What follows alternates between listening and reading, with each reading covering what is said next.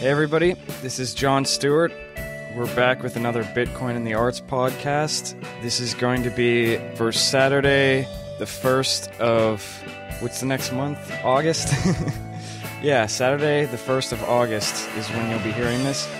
I have a very special episode for today. This is the first interview we've ever had on Bitcoin in the Arts.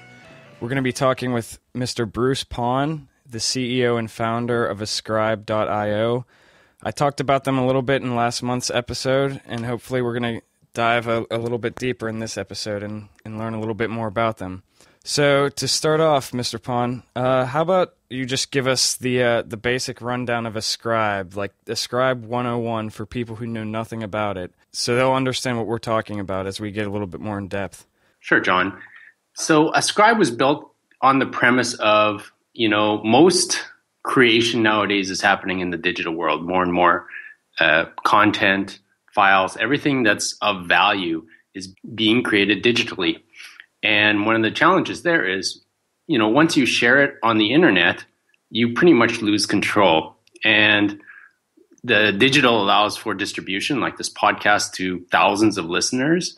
But what it also does is it gets, it operates on different physics. You can copy things. This is obvious, right? You can copy, you can share. It goes at the speed of light, And in a world where intellectual property is the value proposition now, how do you control that? How do you make it so that people can live on their intellectual property, their ideas, their designs, their music, whatever that is that they create in a sustainable way? And Ascribe is there to solve this problem. Yeah, cool. That's awesome. So one of the main technologies behind Ascribe is the Bitcoin blockchain. And I was wondering, even though Ascribe uses the blockchain, it's not necessarily directly related to Bitcoin. How involved have you and anyone else in Ascribe been in the Bitcoin space? And were you involved with Bitcoin before Ascribe? So the idea for this concept came about 2 years ago. My co-founders, Trent and Masha McConaughey, they had been talking about art and such. And Trent had actually been one of those early guys who bought some Bitcoin and played around with it and thought it was an interesting project. But when Masha thought about how do you get digital scarcity in art? How do you actually buy and sell digital art in a world where you can copy things really easily? And then Trent was thinking about Bitcoin and thinking, this is interesting. It's only the second use case of digital scarcity in the world. The first being the DNS, your domain name, so johnstewart.com, etc. And Bitcoin allows for digital scarcity. Now that's obvious, but 2 years ago, I think it was a pretty advanced thinking. And so he was working on the Bitcoin blockchain and thinking through how to do this. He built a prototype already in October, November 2013. And then in 2014, it gelled in our minds that, hey, this is something interesting. Let's take a shot at this. So we've been working on this, or actually Trent has been mostly working on this for the last 2 years. And we went off the Bitcoin blockchain to start with because, it's the most well-known, it's the most stable, and it also has the most visibility and credibility right at this stage. Okay.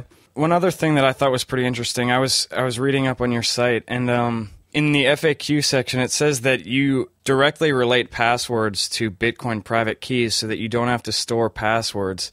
Could you explain a little bit how that works, maybe? Yeah, so we really value privacy. We value also the types of content that people are putting up there. So to start with, one of the reasons why we chose Berlin and Germany as a place to have this company was because it's probably got the strongest property and privacy laws in the world.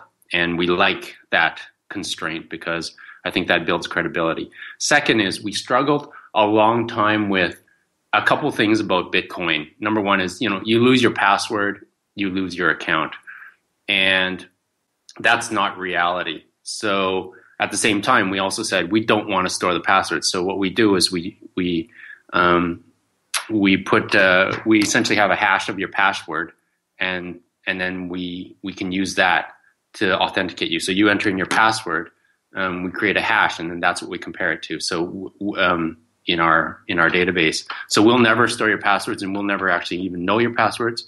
And then so we've worked it around so that there is a way for you to not recover passwords, but get new passwords etc. And that models the world a little bit better, humans better.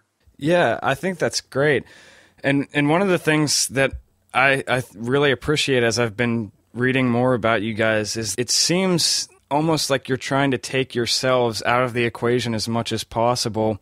You mentioned on the website how if you want to, you can use the protocol that you guys have developed to trade your property right on the blockchain without having to use Ascribe's app or the API, or you can even do it off blockchain, although, I mean, there are some hang-ups with that. But yeah, I think that's really great. I also, well, I'll just say that we have a lot of people who listen to our show who are really involved in the liberty movement and anarchism and things like that. And I mean, I think the three of us who do the show have varying opinions on that kind of stuff. But one thing that gets discussed a lot in those kind of circles is IP. And I like how you guys are kind of approaching it differently. Could you want to maybe give us a rundown of your thoughts on IP just in general? Well, absolutely. And it starts from the point of the individual should decide how they want their creation to be used and shared, etc. I think that's a fundamental. I don't think any libertarian will ever dispute that. Now, if you talk about different philosophies like, information should be free, or that, the marginal cost of production of digital goes to zero, so, the price can be lower, or it's not that bad to copy. I'm not sure I would necessarily agree with that. I mean, it's not something that what I really believe is that you should have control of your stuff, right? And there's different framings that you can have on that, and we allow that. So there's a couple different ways. Number one is we work with Creative Commons France as an experiment, and we're looking to expand that to global.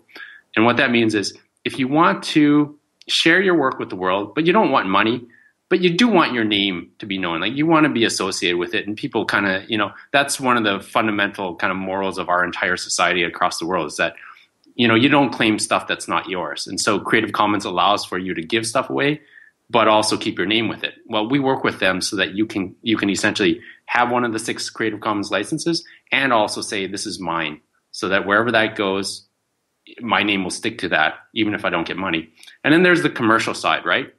It's all the guys who actually just live on creative, their creative efforts. And we allow for limited editions. We allow them to register their stuff and then transfer. And that transfer mechanism that we allow is purely kind of like a notary service. We do a couple other things there, but a notary service plus licensing intent or transfer intent. So what we're doing is we're trying to just make it really easy for people to buy and sell their intellectual property. Because nowadays, when you're doing intellectual property, you need a team of lawyers. You need several weeks to figure out what are the conditions of that. And we think that that's part of this concept of the UX for copyright and IP is broken. So I'm not sure if that fits in the libertarian mindset, but I do think that is something where I think anybody can agree that if you're going to spend your life creating stuff of value for the world, that there should be a way for people, A, to know who created this stuff fundamentally.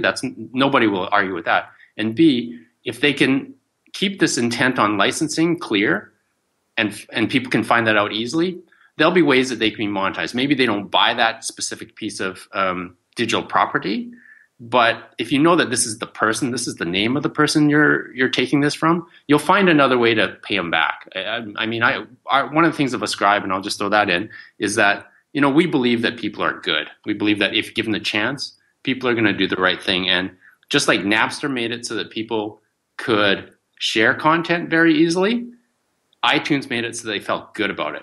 And right now, the internet, people are, sharing content and taking content. And we want to be kind of this layer that allows people to, if they want and if they can, to license things, to respect the creator. Yeah.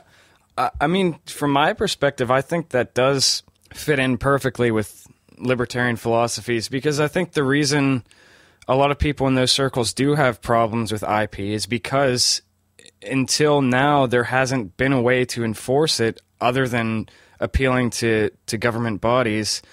And like you said, our laws are really outdated and they don't really work in today's market for IP. And I think that's why there's been such a reaction against it by certain people. And something like Ascribe also would allow somebody to be able to prove ownership of something without having to take it to the courts. And even if they're not going to sue somebody, just posting your timestamp on a forum or something saying, hey, this guy's trying to take credit for this right here, I have proof. I think when people see that, most people are willing to give credit where it's due, and people want to know who's actually the author of something. So yeah, I think that's great. Another question I have that I didn't see really addressed anywhere on the site, do you guys, are you working on, or do you already have support for multiple authors? Multi-sig Bitcoin transactions have been kind of a buzzword for a while, so I was wondering if you guys have anything like that you've been working on. Multi-sig versus multiple authors, aren't they two separate things? Yeah, I guess, but the idea with multi-sig is that to make a transaction go through, you have to have M of N private keys sign the transaction. So I guess if you had multiple authors, it would be the same thing if you were transferring ownership to somebody else. You'd have to have M of N people sign off on that. Yeah. So yeah, we are looking at that. That's in our roadmap. We want to make it as secure as possible over time. And, we're building in, right now, we've just made the security a little bit stronger. We're adding in things like two-factor authentication, and then multi-sig is the next thing on that path. Yeah. Okay. So would that include then multiple authorship, or is that something that you can already do? Yeah, that's an adjacent kind of thing. So multiple authorship is something that we're aware of. We're working on this thing called we're essentially trying to understand licensing, because it's a very complex shaped problem. And within licensing is this concept of multiple authors at different levels. So if you think about music, right, you have probably about 9 or 10 different types of authors. Somebody who's produced it, the songwriter, someone, the singer. You have different things like performance versus the recording, authorships, etc., like that. So by nature, that's going to be one of them. One of those factors that we have to build into our system, because in order to properly do licensing, you're going to need the authorship and how you do royalties, etc. Yeah, so that's one of those areas that we're working on. Yeah. I mean, even in Bitcoin, that's still kind of under development. Having smart wallets that pay out to different people and stuff. So yeah, there's still a lot of work to be done there. But I guess I bring that up because I am a musician, so that's something that I've thought about before. Yeah, we've had a lot of people come up to us with this. Music is interesting because, in total, it's about a $20 billion market, which is nothing to sneeze at, but it's really sexy. It's cool because at the very high end, you have people who are earning lots of money, and then you have this long tail of creators like yourself and thousands of others who are just creating music. And, some of them get out into the wild and are just total hits, and some stay in relative obscurity. But no matter what, you have, somewhere in the range of between 1 and 10 authors.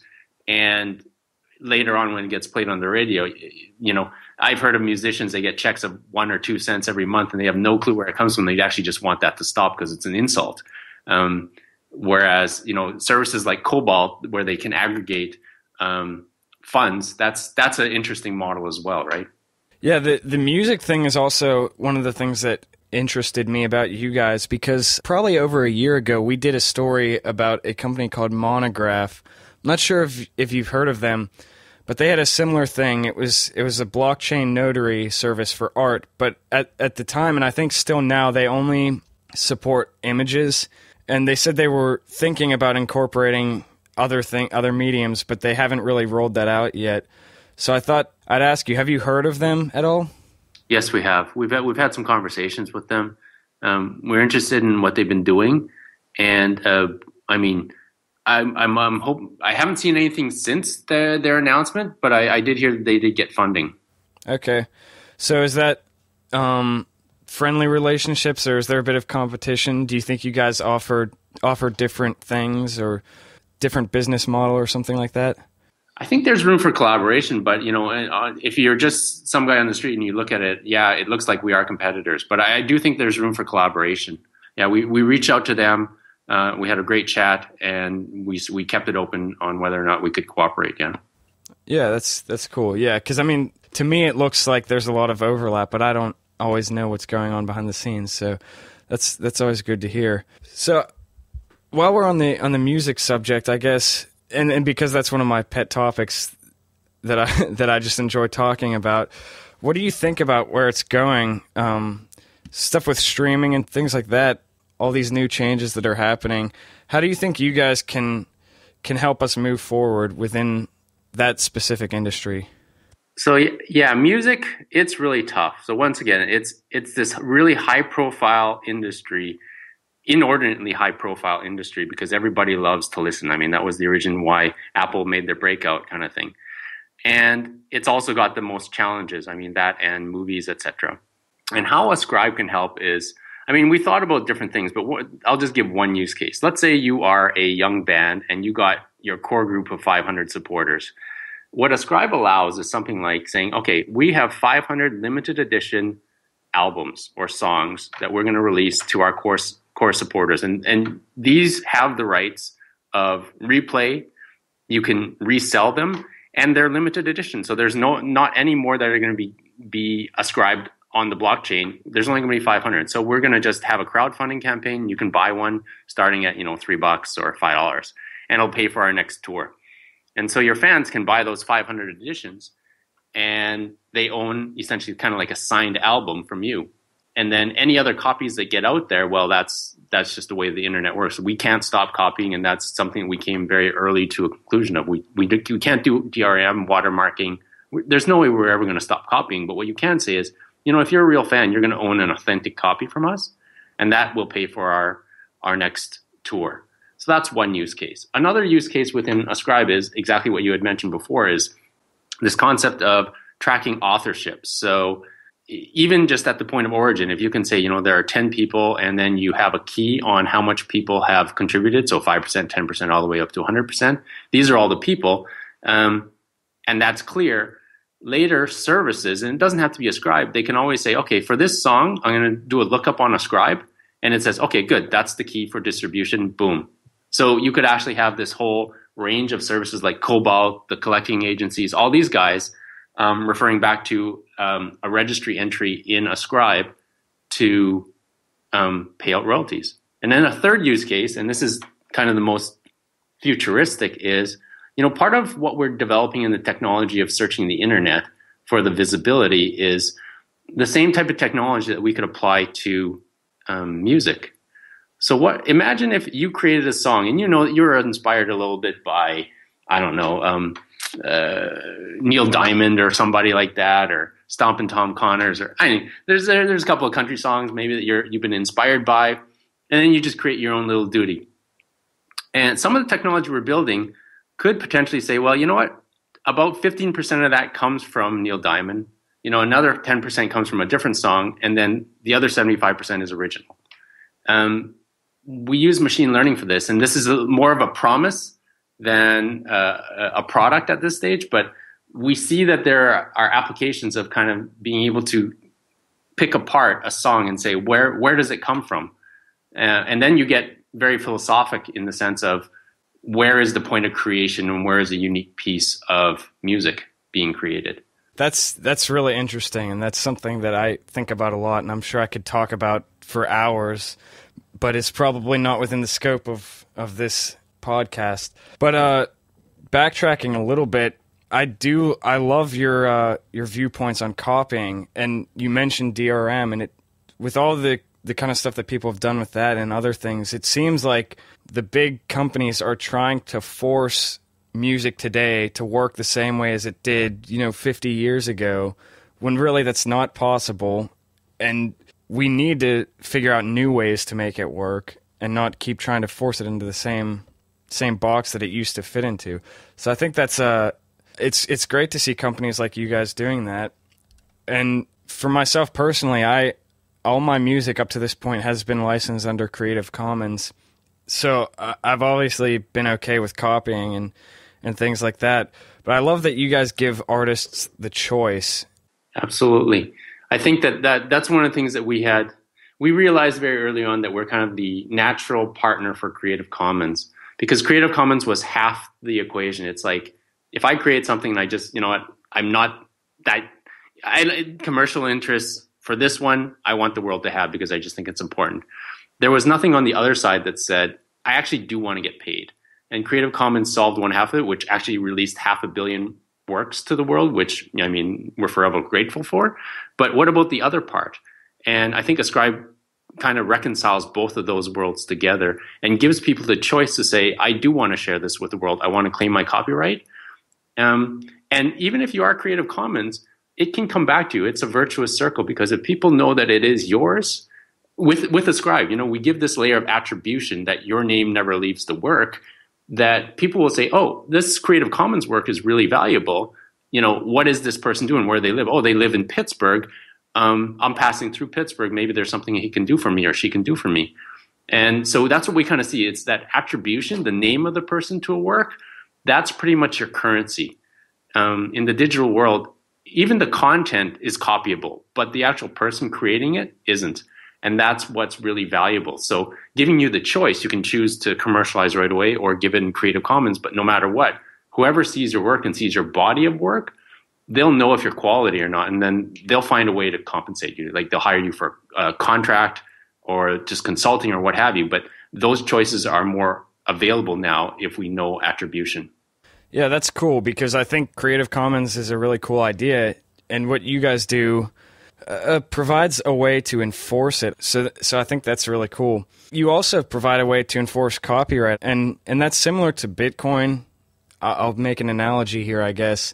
The reason that Bitcoin appealed to libertarians so much, especially at the onset, was because it's regulatory, but not regulated by people. That's the issue, I guess, that people aren't against regulation. They're against regulation by a corrupt government or something like that. And that's the reason I think that pushed many people to go towards Creative Commons, because working with copyright, there's so much bureaucratic red tape and it's really complicated. And that's why people pay hundreds of thousands of dollars to lawyers to just sort it out for them so they don't have to worry about it. And Creative Commons kind of offers a way out of that. But you guys really... Well, on your site, you said you're trying to democratize IP, and I think you're probably the closest I've ever seen anybody to doing that, and hopefully in the future it becomes a reality. Yeah, we think, one of the things that's really interesting with copyright is that it's national. Like there's a global Berne Convention that talks about the general premises and the rules around copyright. And every country has their copyright registries. Most countries allow for multiple registries, so they don't have a monopoly on it. They actually just say, okay, whoever wants to do this, go ahead and register it. But there's the U.S. Copyright Registry, which does have domain over the U.S. But the problem is, if you claim a copyright in America, what happens if it gets violated in Russia or somewhere in Europe? I mean, what are you going to do? And your idea spreads so quickly. So one thing that you can do is just make sure your name always stays with it. And that's something that's going to happen globally now. With Ascribe, it's all global. There's no single copyright registry. So one of the things with the U.S. Copyright Registry that we kind of leverage is the fact that if you can prove that you've had ownership of that, you have something like 10 years to back claim it if you have that date and time stamp. And the blockchain allows for that, and this is what our service allows. So that you don't necessarily need to register everything, but the fact that you had the date and timestamp before, you kind of prove beforehand on everything, saving a little bit of money, saving maybe a lot of money if you create a lot of work, the fees on the copyright. And then let's say 1 out of 100 of your pieces or works takes off. Well, you still have the right to claim that copyright on it because you already have that original timestamp. And that's something that I looked at personally, and we looked at with an in-house lawyer about, and we said, yeah, no, that we can work this, yeah? If you just claim on our service, it provides a little bit of protection. It's not a copyright protection, right? Like that's definitely not what we're doing. But what we do is we give you that timestamp so that nobody else can claim it, that's for sure, right? Yeah, it's all about giving people options. So we're getting close to the half-hour mark. I don't think I have any other super pressing questions to ask you, unless there's anything that you really want to talk about that we didn't hit on. We always ask one question at the end. So is there anything like that? And if not, I'll move on to my last question. Go ahead with your last question. All right. So one of the things we like to do anytime that we have an interview is ask them for a personal story. Most of the people that we ask are more working directly with Bitcoin. I don't know how involved with Bitcoin you are personally, so I'm going to open it up and say it doesn't have to be about Bitcoin. But if you have like a funny or interesting or thought-provoking personal story about Ascribe or Bitcoin or the blockchain or somebody that you've met while working on this kind of stuff, we'd love to hear it. Yeah, I'll give a story about a mother. So one of our artists described his work, and he made 3 limited edition copies, digital editions. And he gave one to his mother, I think, for her birthday. And she got it really quick. He just said, look, this is one of your limited edition digital works. It's on the blockchain, and it proves that you are the only owner of this edition. There's going to be 2 others that I'm going to sell, but you are the only owner. And she's like, so what happens if I give my neighbor a copy? Will she also own one? He's like, no, that's going to be a fake. You can make copies and stuff, but you are the only owner of this edition. And she loved that. She started crying, and that's heartwarming, because even if your mom can understand that, then there's hope for blockchain to be spreading around the world if you explain it and frame it in the right way. So that was a really nice story that happened about a month ago in our office. Cool. Yeah, that's really cool to hear. So I guess that's the end, people. Thank you, Mr. Pon. Everybody say a nice thank you to him if you get the chance. Check out Ascribe. I really like what they're doing. Yeah. So we're going to call it there, I guess. Great. Thanks, John. I hope you guys enjoyed that episode. I had a lot of fun talking to Mr. Pon and chatting about Creative Commons, copying, IP, all that kind of stuff. It was really fun. Definitely check them out, and make sure also to check out the regular podcast that comes out every Thursday, and check out the live show as well, and that's every Wednesday, 1 p.m. Eastern Time, 1 p.m. to 3 p.m. You can find all of that on youmeandbtc.com. Thanks again.